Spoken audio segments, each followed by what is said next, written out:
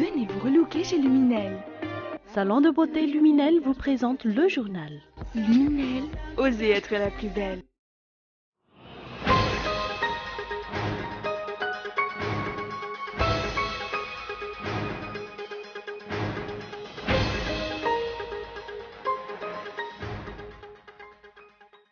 Les abus et les gabegies perpétrés par les dirigeants sont intolérables, souligne la majorité de ceux qui ont pris la parole au meeting organisé par le mouvement Mitsanganar Malagas ce jour à Ndjefana Mouzanaar, et ils réclament la démission du chef de l'État.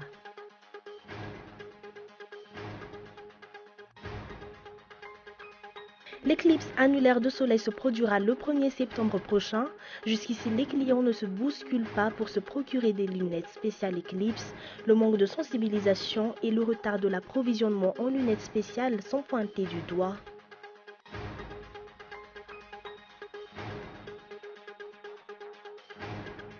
Plus de 628 000 électeurs gabonais sont appelés aux urnes ce samedi pour élire leur nouveau président. 11 candidats sont en lice.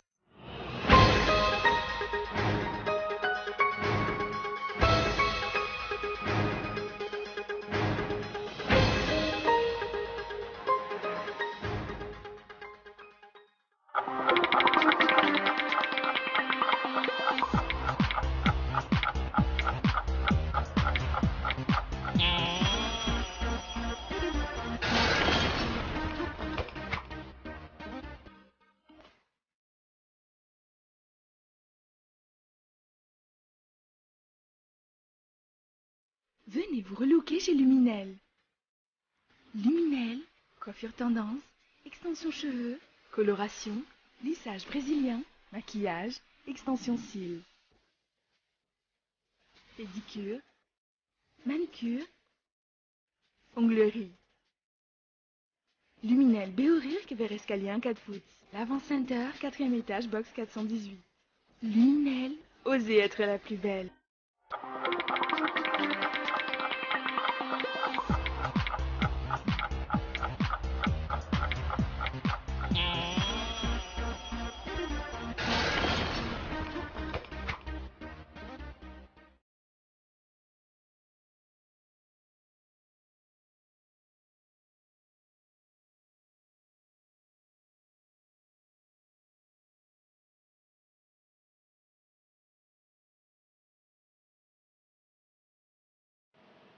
Mesdames et messieurs, bonsoir. Bienvenue si vous nous rejoignez dans cette nouvelle édition du journal en version française sur Cool TV. Nous ouvrons ce journal avec les actualités nationales. L'élection d'une nouvelle équipe à la tête de l'église FJKM constitue une petite éclaircie dans le ciel nuageux du pays. Elle traduit le changement et la volonté d'aller de l'avant. Elle donne l'image d'une église essentiellement préoccupée par l'épanouissement spirituel de ses brebis, loin des dérives et des manipulations de certains tartuffes. C'est un éditorial de Boise, Razanatsu. Le 18e Grand Synode de l'Église FJKM constitue une petite éclaircie de cette année considérée comme morose sur un plan d'ensemble. Une petite éclaircie dans le ciel nuageux du pays, car tous les pronostics ont été faussés, tous les calculs politiques biaisés. À l'issue de l'élection, un nouvel homme est sorti du lot avec une nouvelle équipe dont les fidèles attendent beaucoup de miracles. Exit les vieux loups politiques comme Mark Ravalmanan et Lala Sinjahasan. En fait, l'élection du pasteur Irakwami Ndiama-Assou en tant que président du FJKM et son équipe est un véritable revirement, une vraie leçon de vie. Elle traduit avant tout le changement, elle reflète la volonté de défendre ses convictions, d'aller de l'avant et d'essayer de se détacher du passé. Pour y arriver, le Grand Synode ne s'est pas laissé manipuler par les influences nocives et bassement intéressées de la politique. Il a écarté les caprices du paste vice-président laïque, Mark Ravalmanan, qui voulait rempiler 2 ans de plus sans argument de poids à son actif. À travers le score Rikiki, concrétisé par la 5e place obtenue par l'ancien président Lala Sinjahasan lors du premier tour du scrutin, le Grand Synode a aussi démontré qu'il était pourvu d'une indépendance d'action malgré les pressions exercées de toutes parts.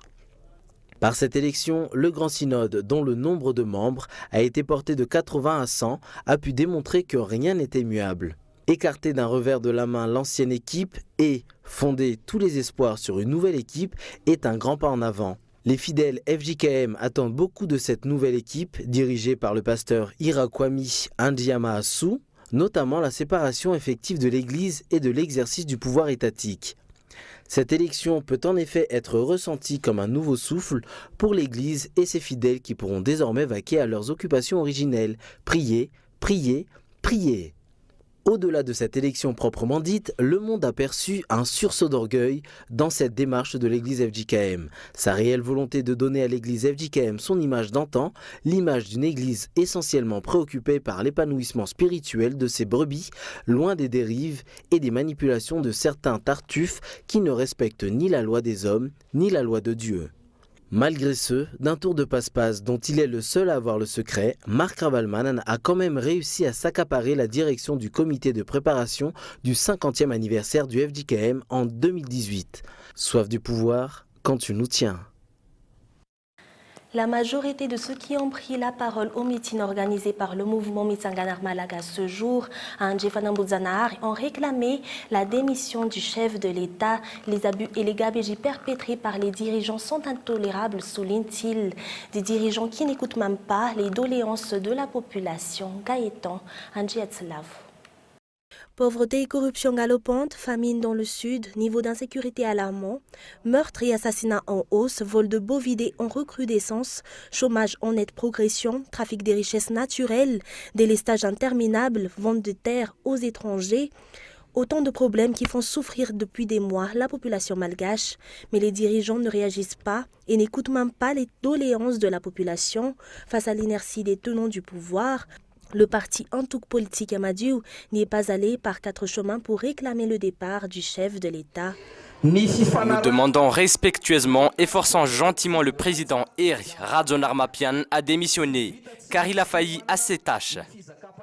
Un employeur a le droit de licencier un employé qui n'arrive pas à faire son travail. Aussi, le président Eri Radjonarmapian doit quitter le pouvoir. Pour l'ancien Premier ministre Jean-Omer Berizik, ce qui se passe dans le pays est intolérable. Il est temps de redresser le pays, suggère-t-il.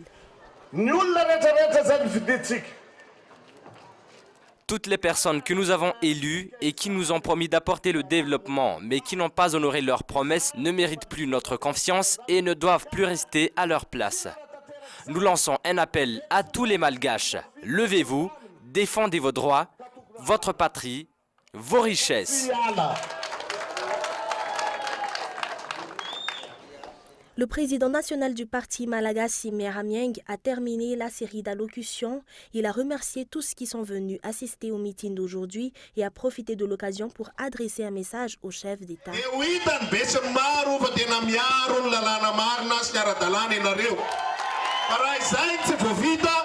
Nous remercions le chef de l'État parce qu'il a essayé pendant 2 ans et demi, mais apparemment il n'y arrive pas. Aussi, il serait sage pour lui de quitter le pouvoir, car c'est d'ailleurs ce qu'attendent les Malgaches actuellement. Les forces de l'ordre entendent faire respecter la loi. Ainsi, ils doivent interpeller tous les auteurs de détournement de deniers publics. Nous ne demandons pas une nouvelle transition. Nous réclamons la tenue d'élections transparentes qui permettront au peuple de choisir librement les dirigeants qui gouverneront le pays. Les tenants du pouvoir actuel, étant donné leur échec, doivent remettre le pouvoir entre les mains du peuple pour éviter des troubles dans le pays.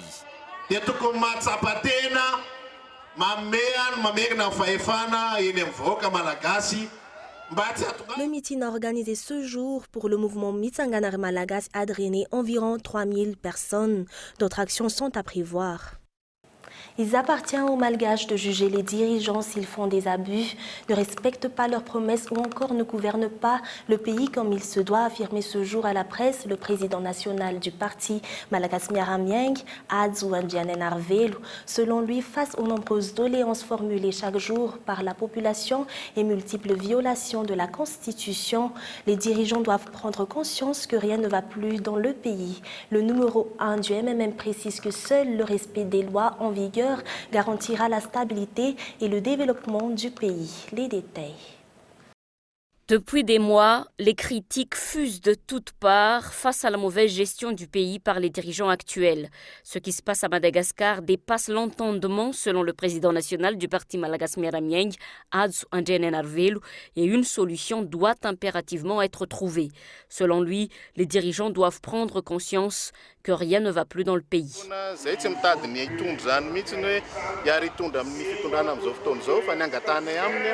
Nous ne demandons pas à intégrer l'actuelle équipe dirigeante. Nous lui demandons de respecter les lois en vigueur. Ils étaient là pendant 2 ans et demi et ils ont foulé aux pieds les lois et ce à plusieurs reprises.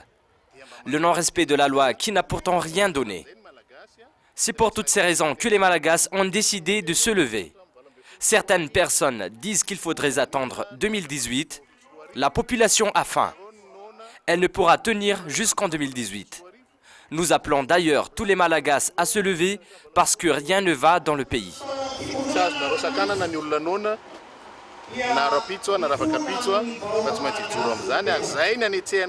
Adzo Andrade a soulevé devant la presse les multiples violations de la Constitution perpétrées par le régime actuel, mais également la braderie des terres au profit des étrangers. Selon lui, les dirigeants doivent protéger l'intérêt de la population et non les leurs. La délivrance de licences avait été bloquée pendant la transition. Aujourd'hui pourtant, les dirigeants font à leur guise. Ce n'est pas parce qu'ils sont élus qu'ils peuvent faire ce qu'ils veulent. Ils doivent savoir qu'ils sont là pour défendre et protéger l'intérêt du peuple. Le respect des lois est nécessaire si on veut développer le pays.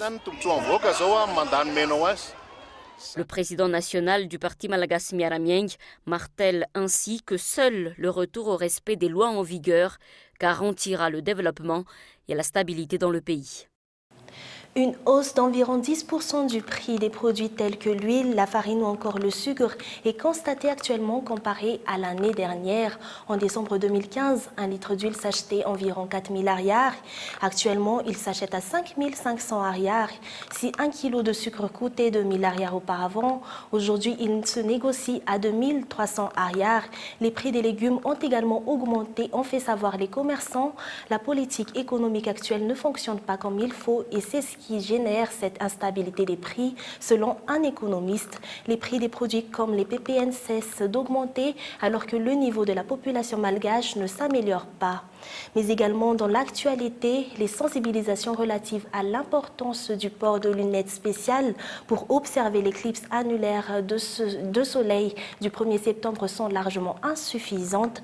Ainsi, les clients ne se bousculent pas pour se procurer des lunettes spéciales éclipse. Reportage de Michela Ranardzon. Les lunettes spéciales Eclipse commencent à être visibles chez les pharmacies et les distributeurs agréés comme les boutiques de stations-service, les grandes surfaces et les dépôts de médicaments depuis le 16 août dernier. L'éclipse annulaire de soleil se produira, rappelons-le, le 1er septembre prochain. Jusqu'ici, les clients ne se bousculent pas pour se procurer des lunettes spéciales Eclipse. Le manque de sensibilisation et le retard de l'approvisionnement en lunettes spéciales sont pointés du doigt. Nous vendons environ 1000 lunettes par jour. Ces dernières ont été commercialisées depuis le 16 août dernier. Selon les responsables, les informations selon lesquelles les habitants de Tananarive ne verront qu'une partie de l'éclipse sont fausses. Le port de lunettes spéciales est obligatoire, recommande-t-il, afin d'éviter les maladies de la vue à l'avenir. Je tiens à préciser que même si l'éclipse est partielle à Antananarive, la visibilité de ce phénomène sera de 90% dans la capitale. Ainsi, le port de lunettes est donc obligatoire. Si Tananarive connaît un problème d'approvisionnement en lunettes spéciales Eclipse, qu'en est-il des communes, des districts et des régions éloignées ? 80% des enfants souffrant de malnutrition chronique vivent en Asie du Sud et en Afrique subsaharienne. Selon l'UNICEF, Madagascar figure parmi les 5 pays dans le monde avec le taux de malnutrition chronique le plus élevé, particulièrement dans 2 régions, à savoir Analamang et Vaknakarach, atteignant 60%, a affirmé le coordinateur de l'Office national du nutrition, ou ONN. Cette forme de malnutrition engendrée notamment par des carences nutritionnelles qui impactent sur le développement développement physique et cognitif de l'enfant en évaluant le rapport taille et âge. Pour y prévenir, Madagascar est en train d'élaborer un plan de lutte contre cette forme de malnutrition. Et sur le plan international, plus de 628 000 électeurs gabonais sont appelés aux urnes ce samedi pour élire leur nouveau président. 11 candidats sont en lice, parmi lesquels les deux favoris de cette élection, le président sortant Ali Bongo et l'ancien ministre Jean Ping. Reportage de France 24. Des cartes d'électeurs toujours en attente de distribution dans la cour de cette école publique dans le centre de Libreville où des files d'attente d'électeurs se sont constituées dès 7 h ce matin qui était l'horaire d'ouverture officielle des bureaux de vote, même si les opérations électorales ici ont accusé un retard d'1h30, le temps pour les scrutateurs de déployer les urnes sécurisées, mais aussi de disposer des bulletins des 11 candidats encore en lice. Pas vraiment d'incidents ici, quelques mouvements d'humeur dans la foule, beaucoup d'impatience pour participer à ce scrutin historique, mais pas d'incident majeur, en tout cas pas d'incident suffisamment sérieux pour être consigné par les dizaines d'observateurs internationaux qui surveillent ce scrutin. Tout à l'heure, le président Ali Bongo a voté ici dans une cohue indescriptible. Son rival Jean Ping a voté dans une autre circonscription de Libreville, la capitale, qui représente à elle seule 40% de l'électorat. Inutile de vous dire que ce soir, lors du dépouillement, à partir de 18 h, lors de la clôture des bureaux de vote, les scores de Libreville seront particulièrement surveillés dans les états-majors, tout comme d'ailleurs aussi à Port-Gentil, la capitale économique du pays, réputée être un bastion de l'opposition, mais où le candidat espère faire un bon score, ce qui devrait donner les premières tendances sur ce rapport de force électorale dans ce duel inédit de cette présidentielle gabonaise historique. Une journée de deuil en Italie, 3 jours après le séisme qui a frappé le centre du pays. Le nombre de morts a encore été revu à la hausse. Des funérailles solennelles ont été organisées par une trentaine de victimes. France 24. Le gymnase d'Ascoli Piceno, transformé en chapelle. En ce jour de deuil national, ils sont des dizaines à venir se recueillir devant la trentaine de cercueils.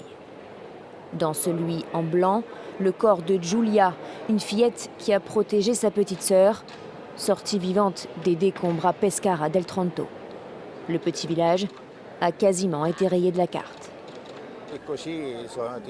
Un événement comme celui-ci vous affaiblit physiquement et mentalement. Il suffit de penser à tous ces pauvres gens qui sont sans maison et qui ont perdu des proches. C'est une tragédie immense. Immense. Il n'y a pas de mots pour décrire ce que l'on ressent. Pas de mots. Aujourd'hui est un jour de deuil et nous ressentons beaucoup de douleur. Au fil des heures, le gymnase se remplit. Les membres du gouvernement arrivent. Ici, Matteo Renzi. Et enfin, le président de la République. La cérémonie des funérailles peut commencer.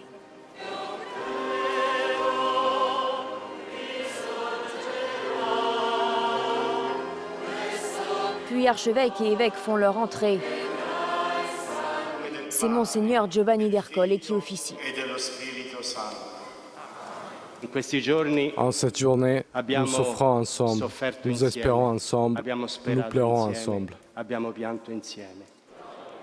Quelques prières, des marques de réconfort, puis Monseigneur Giovanni d'Ercole est béni, chaque corps. Beaucoup sont encore coincés sous les décombres. Une autre cérémonie est prévue la semaine prochaine, cette fois pour les victimes d'Akumoli et Amatrice. Et avant de vous quitter, voici brièvement les principaux titres développés dans ce journal. Les abus et les gabegies perpétrés par les dirigeants sont intolérables, souligne la majorité de ceux qui ont pris la parole au meeting organisé par le mouvement Mitsanganari Malaga ce jour à Ndjefana-Mbuzanaar, et ils réclament la démission du chef de l'État. L'éclipse annulaire de soleil se produira le 1er septembre prochain. Jusqu'ici, les clients ne se bousculent pas pour se procurer des lunettes spéciales éclipse. Le manque de sensibilisation et le retard de l'approvisionnement en lunettes spéciales sont pointés du doigt. Et enfin, plus de 628 000 électeurs gabonais sont appelés aux urnes ce samedi pour élire leur nouveau président. 11 candidats sont en lice. Et c'est la fin de ce journal. Merci de votre fidélité. Très bonne soirée et excellente suite de programmes sur Cool TV. Au revoir.